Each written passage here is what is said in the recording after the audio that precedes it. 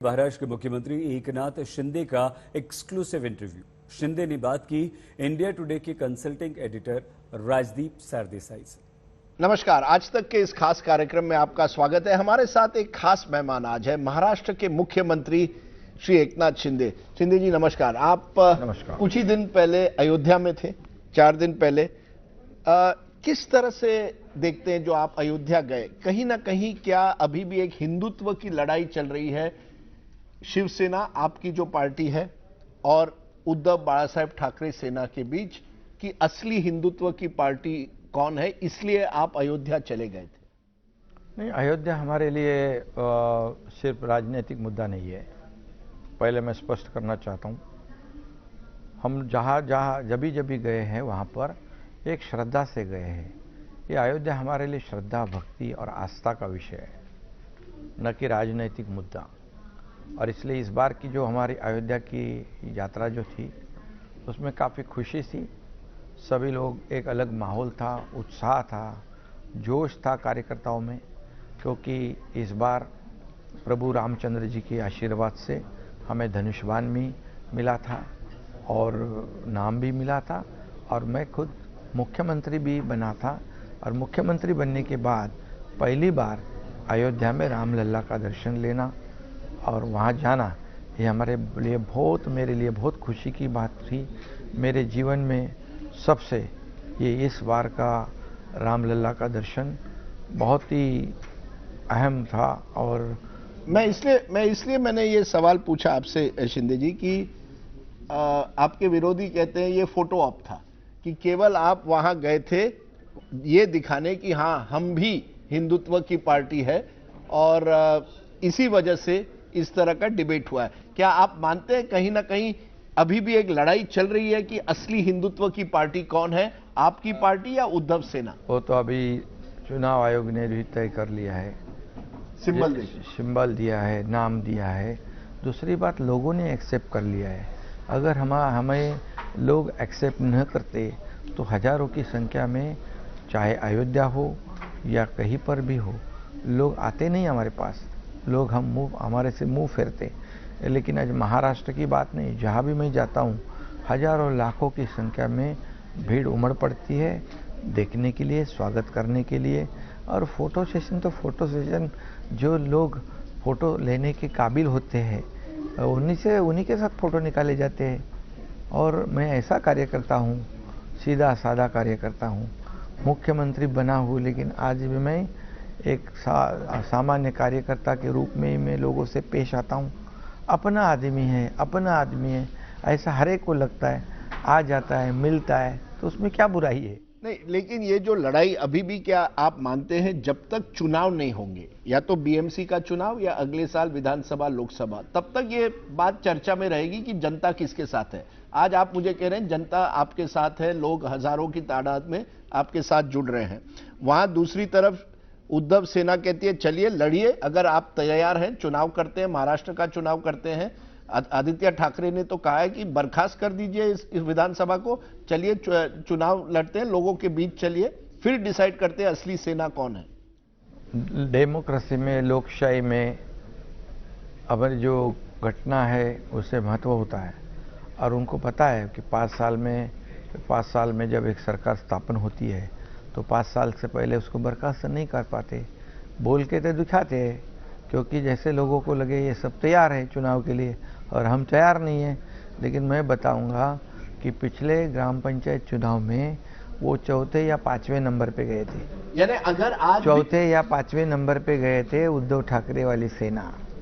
अभी हुए ग्राम पंचायत चुनाव में शिवसेना और बीजेपी सबसे आगे थी। 7,000 में से 4,500 ग्राम पंचायत के चेयरमैन, सरपंच ये हमारे हुए, और वो 4थे 5वें नंबर पे गए। ये उनकी पार्टी की हालत है। और अभी जब भी ये चुनाव है करने के लिए हमारी कोई रोक टोक नहीं है। सुप्रीम कोर्ट में कुछ मामला फंसा है, लेकिन एक बात मैं बताऊंगा, कहाँ इनको चुनाव का अनुभव है? काम तो हम ही लोग करते थे, हमारे जैसे कार्यकर्ता लोग, मेहनत हम लोग करते थे, चुनाव में जीतते हम लोग थे, फिर इनको फल गुलदस्ता लेके जाके भेंट करते थे। क्या वो कभी रास्ते पे उतर के कभी चुनाव का काम किया है? बता दीजिए। नहीं, आप एक तरह से कह रहे हैं कि ठाकरे परिवार कभी रास्ते पर आकर चुनाव नहीं लड़ा है। जब आप इस तरह की भाषा का प्रयोग करते हैं, उनका कहना है कि देखिए ये गद्दारी है, कि वही एकनाथ शिंदे जिसको हमने बड़ा किया और हमने इतना महत्व दिया वही हमारे खिलाफ हो गया, ये गद्दारी है। उन्होंने हमारे ठाकरे परिवार के खिलाफ गद्दारी की, बाला साहेब ठाकरे के खिलाफ गद्दारी एक तरह से की। मुझे जो भी मिला है बाला साहब ठाकरे जी के बदौलत मिला है, और बाला साहेब ठाकरे के जो विचार थे उनके, उसी को हम आगे बढ़ा रहे हैं। जो बाला साहेब ठाकरे जी के विचार को तोड़ मोड़ दिया इन्होंने। जब 2019 को बाला साहेब ठाकरे जी के क्या विचार थे? कांग्रेस के साथ जाना या राष्ट्रवादी के साथ जाना, ऐसे विचार थे उनके। जो लोगों ने चुनाव में जिताया है वो लोगों के ऐसे विचार थे कि बीजेपी को साथ छोड़ दो और कांग्रेस एनसीपी के साथ चले जा, ऐसे विचार थे। बड़े साहब हमारे बाला साहेब जी तो कहते थे मेरी कांग्रेस नहीं होने दूंगा, मैं जब ऐसा मौका आएगा तो मैं मेरी दुकान बंद करूंगा। क्या बाला साहब ने कहा था जाओ कांग्रेस के साथ बैठो, क्या राष्ट्रवादी के साथ बैठो, सरकार बनाओ? अगर बाला साहब होते तो ये कर पाते? ये गद्दारी बेईमानी वोटरों के साथ, बाला साहब के विचारों के साथ, खुद के अलायंस पार्टनर बीजेपी के साथ गद्दारी तो उन्होंने की। उन्होंने तो गद्दारी की, उससे हमने अभी 8 महीने पहले दुरुस्त कर दिया। इसलिए काफ़ी लोग खुश है। आज महाराष्ट्र में देखो सब त्यौहार मना रहे, दिवाली मना रहे, गणपति मना रहे, नवरात्रि मना रहे, सब कुछ मना रहे। ये सब बंधन में डाल के ईद भी मना रहे हैं, सब मना रहे, सब जोर शोर से मना रहे अपने अपने तरीके से। पहले क्या था? ये मत करो, मूर्ति इतनी हिलाओ, इतनी मत करो, मंडप इतना छोटा करो, ये नहीं करना, वो नहीं करना। ये क्या है? क्या लोगों को क्या घर में बंद करके रखने का ये तरीका है?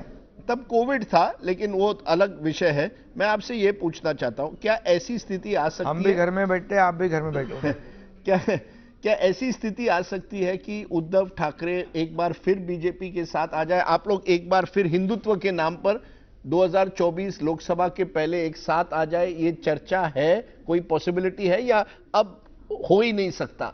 किसी भी हालत में आप एक्सेप्ट ही नहीं करेंगे उद्धव ठाकरे को वापस एक तरह से? हमने हमारी लाइन तय कर ली है। बाला साहेब ठाकरे जी के विचार वाली भूमिका, हिंदुत्व के विचार वाली भूमिका, हम आगे बढ़ रहे हैं। हम बढ़ रहे हैं, बीजेपी और सेना मिलकर बढ़ रहे हैं। उनके वही विचार, हमारे वही विचार, एक विचारों वाली सरकार स्थापित हो गई है।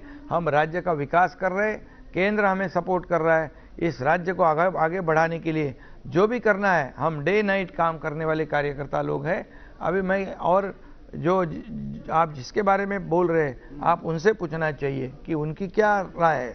मैं एक पूछूंगा इससे जुड़ा हुआ कि ये कहा जा रहा है, अटकलें लगाई जा रही है कि शरद पवार और अजीत पवार और एनसीपी धीरे धीरे बीजेपी के नजदीक आ रहे हैं, खास करके अजीत पवार। क्या ऐसी स्थिति आ सकती है कि जो आपका डबल इंजन इस समय है महाराष्ट्र में, शिवसेना बीजेपी, ये ट्रिपल इंजन हो जाए, एनसीपी या एनसीपी का एक पार्ट भी आपके साथ आ जाए? ऐसी बात हो सकती है? अभी तो मुझे पता नहीं है। हम लोग अपने चर्चा है, हम हमारे आपने अजीत पवार से बात की है? नहीं, हम हमारे नहीं, ऐसी कुछ बात की नहीं मैंने। हम हमारे डबल इंजन के साथ तेजी से ये रथ को आगे ले जा रहे, लोगों को न्याय दे रहे, राज्य का विकास कर रहे। डबल इंजन बहुत तगड़ा है और तेजी से चल रहा है। डबल इंजन आप कह रहे हैं। ये चर्चा है कि आपकी हॉटलाइन है अमित शाह जी से कि आप जब भी चाहें उनको फोन कर सकते हैं अगर आपका कोई काम अटका हुआ है। क्या ये सही है, गलत है? बिल्कुल। मैं अभी महाराष्ट्र की सरकार का मुख्यमंत्री हूँ, वो केंद्र के गृह मंत्री है, और एक दूसरे का काम राज्य के लिए हमेशा पड़ता है। और जब काम होता है, ज़रूरी चीज़ें बतानी होती तो मैं फ़ोन कर लेता हूँ, वो फ़ोन में मुझे रिस्पॉन्स करते हैं। रिमोट कंट्रोल नहीं है? रिमोट कंट्रोल अमित शाह मोदी जी के हाथ में नहीं है? क्योंकि ये भी शिवसेना कहती है, जो उद्धव सेना कहती है कि एकनाथ शिंदे जो है, नरेंद्र मोदी जी और अमित शाह के हाथ में रिमोट कंट्रोल है, वो केवल यहाँ एक तरह से चेहरा है महाराष्ट्र में। नहीं, वैसा वो भी नहीं मानते, और मुझे भी कुछ अनुभव नहीं होता है। मुझे कभी भी उन्होंने ऐसा कोई ये करो वो करो, उन्होंने कहा है राज्य का भला करो, राज्य का विकास करो, राज्य को आगे बढ़ाओ, जो आपको चाहिए हम देंगे, हम तो पूरी तरह आपके साथ में ताकत से खड़े, इतना उन्होंने कहा है। लेकिन ऐसा नहीं कहा इधर से लोग कहते हैं कि उनका सब कंट्रोल सिल्वर ओक से चलता है। सिल्वर ओक यानी शरद पवार का घर। ऐसा उनका कंट्रोल वहां से चलता है। अब इसलिए परसों के दिन गए थे, उद्धव ठाकरे गए थे शरद पवार से मिलने। अभी हमेशा बाबा साहब ठाकरे जी को मिलने आते थे सब मातोश्री पे। तो आप कह रहे हैं अब उद्धव ठाकरे जी को एक तरह से शरद पवार के घर जाना पड़ता है, जब एक जमाने में सब बाला साहब ठाकरे जी के घर आते थे। आखिर में मैं पूछूंगा, आपने कहा कि आप सामान्य कार्यकर्ता हैं, अभी भी आप सामान्य कार्यकर्ता की तरह काम कर रहे हैं, लेकिन कहीं ना कहीं क्या आप पर भी दबाव है? अब आप मुख्यमंत्री हैं, आप पर दबाव है, इस अफसर को ट्रांसफर कर दो, ये करवा दो। आपके जो 40-50 जो आमदार हैं आप पर लगातार प्रेशर लगा रहे हैं कि हमारा काम करवा दो। क्या कहीं ना कहीं आप पर प्रेशर दबाव बढ़ गया है? कॉम्प्रोमाइज कर दीजिए, ये सरकार जो है इसी तरह से चलेगी, किसी ना किसी का दबाव में आप काम कर रहे हैं। यह सब झूठ है। मैं किसी के दबाव में काम करने वाला कार्यकर्ता नहीं हूँ, न था। मेरे सिद्धांत के हिसाब से मेरे तत्व है, और बदली वगैरह तो सब रूटीन वर्क है, और नियम से, कानून से, मेरिट से जो भी होता है वही मैं करता हूँ और करने के लिए बोलता हूँ। और मेरे विधायक भी समझदार है काफ़ी, सांसद भी समझदार है काफ़ी, उनको पता है ये काम होने जैसा है तो बताते, नहीं होने जैसा है तो नहीं बताते। क्या कहीं डर है कि सुप्रीम कोर्ट में मामला है अभी कि क्या जिस तरह से आपकी सरकार बनी वो गैर कानूनी थी, नहीं थी, और उद्धव ठाकरे कैंप को आशा है कि कहीं सुप्रीम कोर्ट अगर अच्छा वर्डिक्ट दे दे तो आपकी सरकार गिर जाएगी और वो फिर से मुख्यमंत्री बनेंगे? कहीं एक प्लान बी आपके मन में है? क्या ये डर है कि कोर्ट कहीं हमारे खिलाफ ना जाए? इसी महीने आना है वर्डिक्ट। न्याय व्यवस्था पर हमारा पूरा भरोसा है, और न्याय व्यवस्था जो है मेरिट, लोकशाही में मेरिट पकड़ती है, मेरिट के ऊपर फैसला होता है। और मेरी जहाँ तक जानकारी है कि हमारी सरकार बहुमत वाली सरकार है। हमारी सरकार मेरिट के अनुसार, कॉन्स्टिट्यूशन के रूल्स के अनुसार ये गठित हुई सरकार है, ताकि मुझे पूरा भरोसा न्याय व्यवस्था पर है। अभी जो अटकलें लगाने का काम करते हैं करने दीजिए, घोड़ा मैदान तो पास में ही है। आखिरी सवाल, 2024 का चुनाव एकनाथ शिंदे के चेहरे पर लड़ा जाएगा? बीजेपी सेना साथ में लड़ेगी या कोई और तीसरा व्यक्ति होगा उस चुनाव आते आते? शिवसेना बीजेपी का ये अलायंस के माध्यम से हम लोग चुनाव लड़ेंगे, और शिवसेना बीजेपी 2024 का चुनाव बिल्कुल मेजॉरिटी के साथ जीतेगा। चेहरा आपका होगा, आप ही मुख्यमंत्री रहेंगे? मेरे कार्यकर्ता जो है चुनाव में जिताने वाले और हराने वाले और मेहनत करने वाले कार्यकर्ता होते हैं। ये सब कार्यकर्ता जो है भाजपा सेना के मिलकर लोगों के सामने जाएंगे और लोगों का आशीर्वाद हमारे को मिलेगा। तो अगले साल अगर मैं आपको इंटरव्यू करूं, आप फिर उस समय मुख्यमंत्री ही रहेंगे? अगले साल जब हाँ, चुनाव के बाद ना, चुनाव के बाद आप ही रहेंगे मुख्यमंत्री? चुनाव के बाद तो मिलेंगे हम। चलिए, चुनाव के बाद मिलेंगे, देखेंगे कौन बनेगा मुख्यमंत्री। देखिए क्या है, हम कितना भी बोले, कितना भी बड़ी बड़ी बातें करें, लेकिन जनता जनार्दन ही बड़ा होता है। चुनाव में जिताने वाला भी, हराने वाला भी। इसलिए हम उनके ऊपर हमेशा छोड़ते हैं। हमारे कार्यकर्ता मेहनत करते हैं, हम मेहनत करेंगे, इतना काम करेंगे जनता के लिए राज्य सरकार के माध्यम से कि जरूर वो हमारी सरकार को आशीर्वाद दे ही देगा। आपको सुनकर लगता है आप पूरी तरह से अब एकदम कॉन्फिडेंट है कि आप मुख्यमंत्री ही रहेंगे। दूसरी तरफ से यह कहा जाता है ऑटो रिक्शा ड्राइवर, जो एक तरह से नरेंद्र मोदी जी को चाय वाला कहा जाता था, आपको कहा जाता है ऑटो रिक्शा ड्राइवर वाला। क्या कहेंगे उन लोगों को जो कहते हैं ऑटो रिक्शा ड्राइवर मुख्यमंत्री बन गया? लेकिन इसी के साथ ये कहूंगा मैं, एक ऑटो ने मर्सिडीज को पीछे छोड़ दिया। ऑटो ने मर्सिडीज को पीछे छोड़ दिया। और देखिए, कोई भी काम गलत नहीं होता है, उसको डेडिकेशन, डिवोशन से करना चाहिए, मेहनत और लगन से करना चाहिए। और जो भी मुझे जिम्मेदारी आज तक दी हुई, मैं पूरी ईमानदारी से निभाया। मैंने बहुत काम किया, बहुत मेहनत की, नौकरी की, मैंने जहाँ जहाँ काम मिला वो काम किया, लेकिन ईमानदारी के साथ। मेहनत में कुछ भी कमी नहीं आने दिया। और वैसे ही जैसे आपने कहा कि मोदी जी को एक चाय बेचने वाला चाय वाला कहा, जिन्होंने कहा, जिस पार्टी ने कहा उसकी हालत क्या हुई है। 400 सीट आते थे, आज 40 हो गए। विपक्ष का नेता भी लोकसभा में नहीं बन पाए क्योंकि मोदी जी काम करने वाला व्यक्तिमत्व है। इतनी लोकप्रियता के बावजूद लाखों लोग, करोड़ों लोग उनको मानते हैं। दुनिया ही नहीं, सिर्फ देश नहीं, दुनिया में आज उनका नाम एक नंबर पे है। हमारे देश की अर्थनीति को दुनिया में उन्होंने ऊपर ले गए हैं, नाम हमारा रोशन किया है।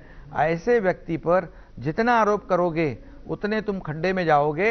एक ही मैं कहूँगा, हाथी चलता है बाजार, हाथी चलता है बाजार, कुत्ते भोगते हजार। चलिए, ऑटो रिक्शा मर्सिडीज के आगे चली गई है, कहते हैं महाराष्ट्र के मुख्यमंत्री। उन्होंने अपने सभी विरोधियों को एक तरह से उस एक लाइन में एक तरह से जवाब दे दिया। एकनाथ शिंदे जी, आपने हमसे बात की, आज तक से बात की, बहुत बहुत शुक्रिया। महाराष्ट्र के मुख्यमंत्री एकनाथ शिंदे।